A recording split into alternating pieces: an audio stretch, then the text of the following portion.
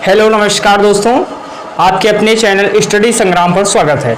UP BEd प्रवेश परीक्षा के फॉर्म आ चुके हैं और उसकी तैयारी पूर्ण रूप से संपूर्ण तैयारी कराई जा रही। उसकी श्रृंखला में सामान्य ज्ञान की एक क्लास बिल्कुल मास्टर क्लास उपलब्ध कराई जा रही। फर्स्ट क्लास स्टार्ट कर रहे हैं। आप लोगों की अगर आप लोग कहेंगे कि हाँ बेस्ट है, क्योंकि अभी हम ज़्यादा लोगों तक तो पहुँच नहीं पाए, अब ज़्यादा लोगों तक पहुँचना ही हमारा।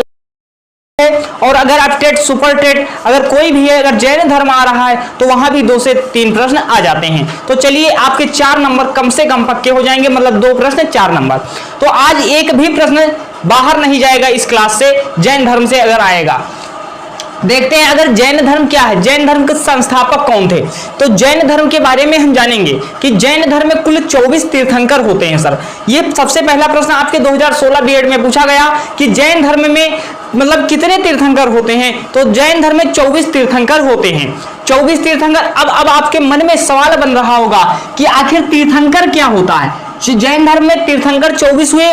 तीर्थंकर क्या होता है, अर्थात ऐसे हुए जैनी जो जैन के थे जिन्हें मोक्ष की प्राप्ति हो गई, मतलब जिनको मोक्ष प्राप्त हो गया वह कौन थे, तीर्थंकर थे। तो 24 तीर्थंकर जो है जैन धर्म में हुए हैं। यह बिल्कुल इंपॉर्टेंट है, आप नोट पेन पे लिख लीजिएगा या तो स्क्रीनशॉट अभी ले लीजिएगा लास्ट में। अब 24 तीर्थंकर हुए। आपसे पूछा जाता है कि जैन धर्म के संस्थापक कौन है। जैन धर्म के संस्थापक या प्रथम तीर्थंकर पूछा जाता है आपसे, तो आपको क्या बताना है कि जैन धर्म के संस्थापक और तीर्थंकर कौन हो जाते हैं। तो ऋषभदेव हो जाते हैं। अर्थात जैन धर्म के संस्थापक कौन होंगे, ऋषभदेव होंगे और इन्हें प्रथम तीर्थंकर के नाम से जाना जाता है। आपके डायरेक्ट क्वेश्चन पूछा जाता है। और क्या पूछा जाता है, जैन धर्म के पहले याद कर लीजिए, लास्ट याद कर लीजिए और 23 नंबर वाले याद कीजिए। सबसे पहले कौन थे याद कीजिए, ऋषभदेव। ऋषभदेव पहले तीर्थंकर और ऋषभदेव को क्या कहा जाता है, संस्थापक, जैन धर्म का संस्थापक कहा जाता है। और जैन धर्म के बात करेंगे लास्ट, मतलब 24 तीर्थंकर, 24वें तीर्थंकर कौन से हुए, 24वें तीर्थंकर। तो 24वें तीर्थंकर जो हुए हैं या महावीर स्वामी हो जाते हैं, महावीर स्वामी हो जाते हैं 24वें तीर्थंकर। या अंतिम तीर्थंकर जो होते हैं जैन धर्म के वह कौन हो जाते हैं, वह महावीर स्वामी हो जाते हैं। अब महावीर स्वामी को क्या कहा जाता है, तो जैन धर्म का संस्थापक तो ऋषभदेव को कहा जाता है, पर वास्तविक संस्थापक किसे कहा जाता है, महावीर स्वामी को कहा जाता है। महावीर स्वामी को क्या कहा जाता है, वास्तविक संस्थापक कहा जाता है। 23वें तीर्थंकर सबसे इंपॉर्टेंट, यहाँ पे एक ट्रिक क्या है कि 23वें लिखा है मतलब 2 लिखा है, तो ये आप ऐसे याद कर सकते हैं, मतलब बिल्कुल सेम टू सेम ये। तो 23वें अर्थात क्या, 23वें तीर्थंकर कौन थे जैन धर्म के, 23वें तीर्थंकर के नाम से किन्हें जाना जाता है, तो पार्श्वनाथ को जाना जाता है। ये इसे आप हल करने के बाद प्रैक्टिस सेट उठा लेना, जैन धर्म का सिंगल क्वेश्चन गलत नहीं होगा।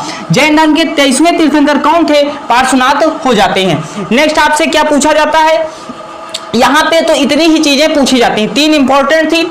फिर क्या है, कुछ महावीर स्वामी के बारे में कुछ प्रश्न आपसे बन सकते हैं। महावीर स्वामी आखिर कौन थे, तो महावीर स्वामी 24वें तीर्थंकर थे, अंतिम तीर्थंकर थे, या इन्हें जैन धर्म का वास्तविक संस्थापक कहा जाता है। अब क्या था, जो महावीर स्वामी थे इन्हें वर्धमान के नाम से जाना जाता था, अर्थात इनके बचपन का नाम पूछा जाता है कि महावीर स्वामी जी के बचपन का नाम क्या था, तो वर्धमान हो जाता है। बिल्कुल इंपॉर्टेंट है, बचपन का नाम आप लिख लीजिएगा यहाँ पे, बचपन का नाम क्या था इनका, तो जो है वर्धमान हो जाता है, बचपन का नाम। नेक्स्ट आपसे क्या पूछा जाता है कि इन्हें ज्ञान प्राप्त हुआ। भाई इनका सबसे पहले आप देखिए कि इनका जन्म कहाँ हुआ। भाई महावीर स्वामी जी थे तो इनका भी कहीं जन्म हुआ होगा, तो जन्म कहाँ हुआ था, तो जन्म हुआ था कुंडग्राम में हुआ था, कुंडग्राम वैशाली में हुआ था।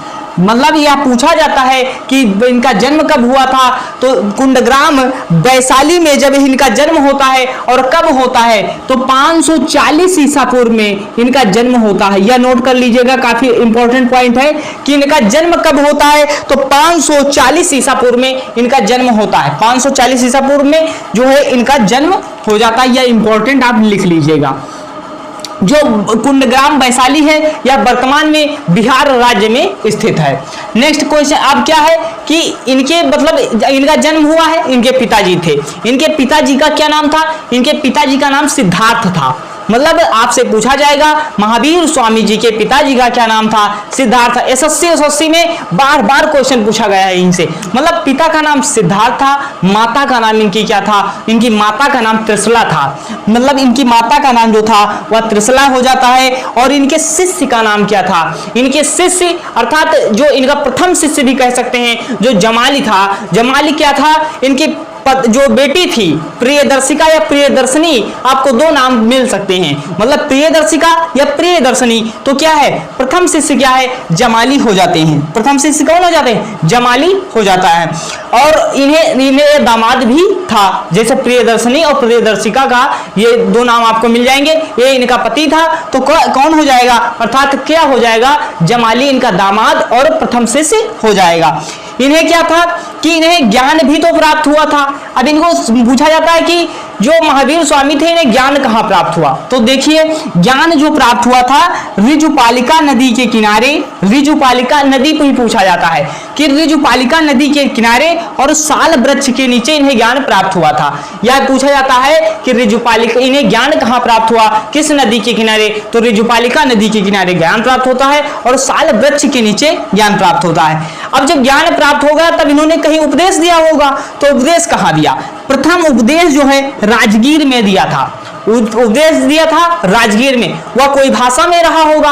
अब जब कोई भाषा में रहा होगा तो वह भाषा कौन सी थी, यह पूछा जाता है कि पहला उपदेश जो था जो महावीर स्वामी ने दिया था वह किस भाषा में दिया था, तो पाली भाषा में दिया था। बिल्कुल इंपॉर्टेंट है कि प्रथम उपदेश जो दिया था महावीर स्वामी ने, ये कम पूछेगा कि कहाँ दिया था, राजगीर में दिया था, याद कर लीजिएगा। लेकिन ये जरूर पूछता है कि प्रथम उपदेश महावीर स्वामी ने किस भाषा में दिया था, तो यह पाली भाषा में दिया था। यह बिल्कुल इंपॉर्टेंट है। सर्वाधिक उपदेश किस में दिए थे, सर्वाधिक उपदेश आखिर किस में दिए थे, तो सर्वाधिक उपदेश प्राकृत भाषा में दिए थे। महावीर स्वामी ने पहला उपदेश पाली भाषा में दिया, बल्कि जब सबसे ज्यादा उपदेश किस भाषा में दिया था या सर्वाधिक उपदेश किस भाषा में दिया था, तो अब प्राकृत भाषा थी। प्राकृत भाषा थी, यह जैन धर्म की भाषा ही कह सकते हैं आप, तो प्राकृत भाषा होती है। अब क्या था, इन्हें जैन मतलब महावीर स्वामी को एक चीज और नोट कीजिए, कैवल्यन कहा गया। कैवल्यन क्यों कहा गया, अब आपसे पूछेंगे कैवल्यन क्या है, सबसे पहले आप पूछेंगे कैवल्यन क्या है, तो कैवल्यन जो होता है अर्थात कैवल्य, कैवल्य कौन होता है, तो कैवल्य वह होता है जिसे जैन धर्म का संपूर्ण जानकारी हो जाती है। तो जैन धर्म की जिसको संपूर्ण जानकारी मतलब जिसे मतलब क्या है, कैवल्य प्राप्त हो गया, जिसने जैन धर्म को समझ लिया या परख लिया, वह क्या होता है, जैसे कैवल्य हो जाता है। ये चीज होती है, कैवल्य हो जाता है यहाँ पे। तो कैवल्य क्या है कि जिसे जैन धर्म के बारे में संपूर्ण ज्ञान हो जाए, मतलब संपूर्ण ज्ञान जैन धर्म के बारे में अगर हो जाए तो वह क्या होता है, वह क्या हो जाएगा, वह कैवल्य हो जाएगा। मृत्यु कब होती है, यह भी आपसे पूछा गया है आपके एग्जाम में। तो मृत्यु 468 ईसा पूर्व में पावापुरी में होती है, पावापुरी में होती है। मृत्यु कब होती है, 468 ईसा पूर्व में पावापुरी में होती है। यह आपको क्लियर हो चुका होगा कि इनके सारे रिलेटेड अभी आपको रिवीजन भी हम करवा देंगे। तो अभी एक क्वेश्चन आपसे पूछा जाता है कि जैन धर्म का प्रमुख केंद्र या सबसे बड़ा केंद्र कौन था। यह चीज प्रश्न से पूछा गया है कि जैन धर्म का प्रमुख केंद्र कौन था, तो जैन धर्म का प्रमुख केंद्र चंपा नगरी हो जाता है। जैन धर्म का प्रमुख केंद्र कौन था, चंपा नगरी हो जाता है। इसमें तो जो थे पंच महाव्रत किससे संबंधित है, जैन धर्म से संबंधित है। और पंच महाव्रत से पहले यह 4 महाव्रत थे। कैसे थे, तो 4 महाव्रत जो थे वह क्या थे, पार्श्वनाथ जो 23वें तीर्थंकर हुए हैं जैन धर्म के, इन्होंने क्या दिया था, मतलब क्या दिया था, 4 महाव्रत दिए थे। कौन सा दिया था, मतलब सत्य, अहिंसा, अस्तेय और अपरिग्रह। सत्य अर्थात क्या, झूठ न बोलना, अहिंसा मतलब हिंसा न करना, और अस्तेय मतलब क्या होता है, जैसे चोरी न करना, अपरिग्रह मतलब धन संग्रह न करना, ये चीज होता था। तो 4 इन्होंने दिए। 23वें तीर्थंकर पार्श्वनाथ ने दिए थे। और 24वें तीर्थंकर और जो ब्रह्मचर्य था, ये ब्रह्मचर्य किसने जोड़ा, तो महावीर स्वामी जो 24वें तीर्थंकर हुए हैं, ब्रह्मचर्य जोड़ा, तो ये पंच महाव्रत हो जाता है। यह भी चीज बिल्कुल समझ में आ गया होगा। अभी आपको बता देंगे कि कौन सा उन्होंने बिल्कुल इंपॉर्टेंट है। अब क्या इसमें त्रिरत्न होते हैं। तो इन्होंने कहा कि जिसे भैया कैवल्य प्राप्त करना है अर्थात मोक्ष प्राप्त करना है उसे त्रिरत्न के अनुशासन में रहना होगा, त्रिरत्न को फॉलो करना होगा। तो त्रिरत्न क्या है? सम्यक दर्शन, सम्यक ज्ञान, सम्यक आचरण। यह पूछा जाता है कि कौन सा जैन धर्म में निम्न में से त्रिरत्न नहीं है या त्रिरत्न संबंधित है? तो सम्यक ज्ञान, सम्यक दर्शन और सम्यक आचरण हो जाता है। यह बिल्कुल समझ में आ चुका होगा आपके। एक प्रश्न आपसे पूछा जाता है कि प्रथम जैन संगीत कब हुई थी? प्रथम जैन संगीत से इंपॉर्टेंट बहुत अच्छा है कि प्रथम जैन संगीत आखिर कब हुई थी। तो प्रथम जैन संगीत जो आपकी हुई थी यह लगभग 300 ईसा पूर्व में होती है। कब होती है या देख लेते हैं हम। 300 ईसा पूर्व में होती है। 300 ईसा पूर्व में यह जो है जैन संगीत होती है। जैन संगीत कब होती है? प्रथम जैन संगीत 300 ईसा पूर्व में होती है। कहां पर होती है? पाटलिपुत्र में होती है। आपसे पूछा जाएगा प्रथम जैन संगीत कहां हुई थी? तो पाटलिपुत्र में हुई थी। इसके अध्यक्ष कौन थे? स्थूलभद्र अध्यक्ष थे।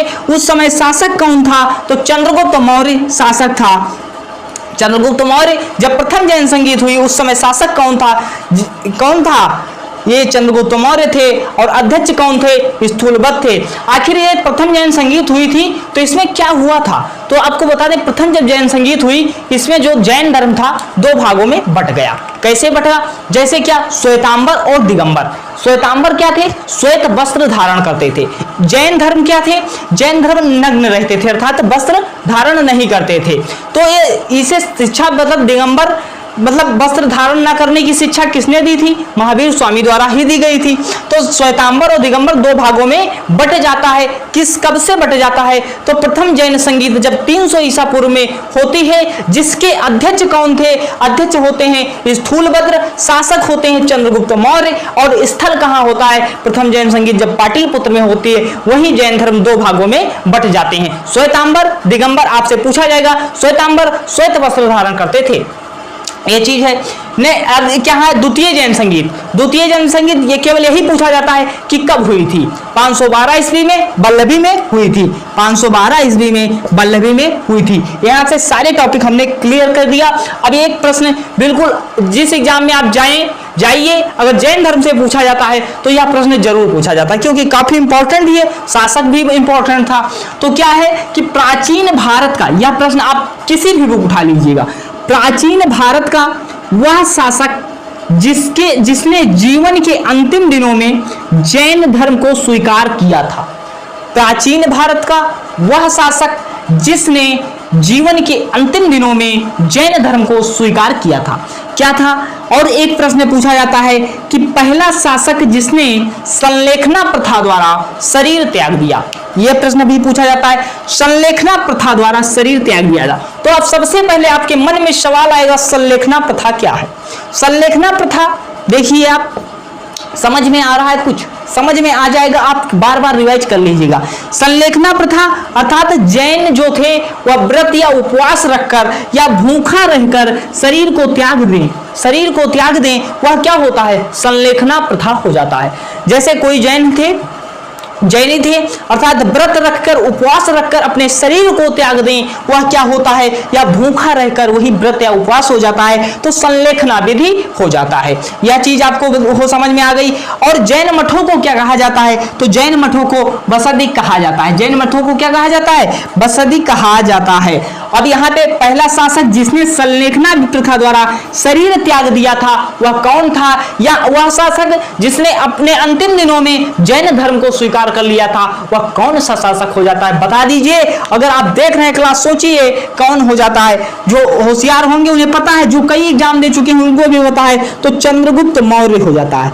चंद्रगुप्त मौर्य हो जाता है। जब पहली जैन संगीत हुई थी वहां पे शासक कौन था? चंद्रगुप्त मौर्य। जैन धर्म ने अपने अंतिम दिनों में जैन धर्म किसने स्वीकार किया? चंद्रगुप्त मौर्य। संलेखना विधि द्वारा जिसने कौन से शासक ने अपना शरीर त्याग दिया, वह कौन था, वह चंद्रगुप्त मौर्य। काफी इंपॉर्टेंट हो जाता है चंद्रगुप्त मौर्य सर। तो ये चीज थी। अब आपको वीडियो कैसी लगी जरूर बताइएगा, और इसी तरह और वीडियो उपलब्ध कराई जाए कमेंट सेक्शन में बताइए, क्योंकि यहां से आपके 60 नंबर 70 नंबर हम कंप्लीट करवा देंगे अगर 50 क्लास ली गई हमारे द्वारा, क्योंकि हमारा टॉपिक रीजनिंग हिंदी ही है, पर हम कुछ ऐसे टॉपिक कंप्लीट करा सकते हैं जो डायरेक्ट आपके एग्जाम में आएंगे। यहाँ पे आप कुछ इंपॉर्टेंट लिख लीजिए, बिल्कुल इंपॉर्टेंट क्या लिखेंगे आप लिख लीजिए आपके एग्जाम में कि जैन धर्म के संस्थापक कौन थे, ऋषभदेव थे। प्रथम तीर्थंकर कौन थे, ऋषभदेव थे। 24वें तीर्थंकर, 24 तीर्थंकर जैन धर्म में हुए हैं। वास्तविक संस्थापक महावीर स्वामी थे, महावीर स्वामी 24वें तीर्थंकर हो जाते हैं। 23वें तीर्थंकर पार्श्वनाथ थे। यह बिल्कुल क्लियर हो जाना चाहिए। महावीर स्वामी का जन्म कुंडग्राम में हुआ था। कब हुआ था, 540 ईसा पूर्व में हुआ था। या जो डेट है कहीं कहीं अलग अलग भी मिल सकती है। 540 में। बचपन का नाम इनके क्या था, वर्धमान था।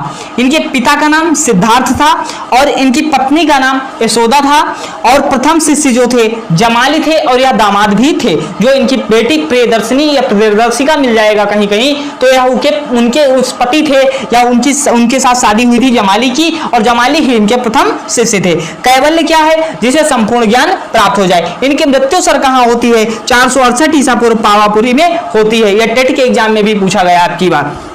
सर्वाधिक उपदेश किस भाषा में दिए, तो प्राकृत भाषा में दिए। एक प्रश्न आपसे पूछा जाता है कि जैन धर्म का प्रमुख केंद्र या सबसे बड़ा केंद्र क्या था, तो क्या हो जाता है, चंपानगरी हो जाता है। एक प्रश्न और पूछा जाता है कि जैन साहित्य को क्या कहा जाता है, तो आगम साहित्य या अंग कहा जाता है। यह हमने बेस्ट से बेस्ट आपको उपलब्ध कराया। एक और लिख लीजिए, प्रथम जैन संगीत कहाँ हुई थी, पाटिलपुत्र। द्वितीय जैन संगीत वल्लभी।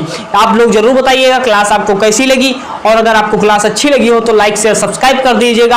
और सारी वीडियो सामान्य हिंदी की क्लास अपलोड कर दी गई है, क्योंकि हम आपको स्पेशल हिंदी और ये रीजनिंग ही पढ़ाते हैं। पर यह टॉपिक जो कुछ लोगों के द्वारा, कुछ लोगों के कमेंट ने ऐसे बताया कि सर ये कंप्लीट नहीं कर पा रहे हैं क्योंकि उन्हें पता नहीं क्या पढ़ना है क्या छोड़ना है। तो छोड़ना क्या है वह हमको आपको बता रहे हैं, पढ़ना क्या है वह भी हम आपको बता रहे हैं। तो उसके लिए हम 30 से 40 क्लास उपलब्ध करा देंगे, 50 तक उपलब्ध कराएंगे अगर आपका मतलब आपके साथ बना रहा तो यही चीज है। यह इंपॉर्टेंट क्लास थी। आपको क्लास कैसी लगी कमेंट सेक्शन में बताइएगा। मिलते हैं नेक्स्ट वीडियो में। धन्यवाद।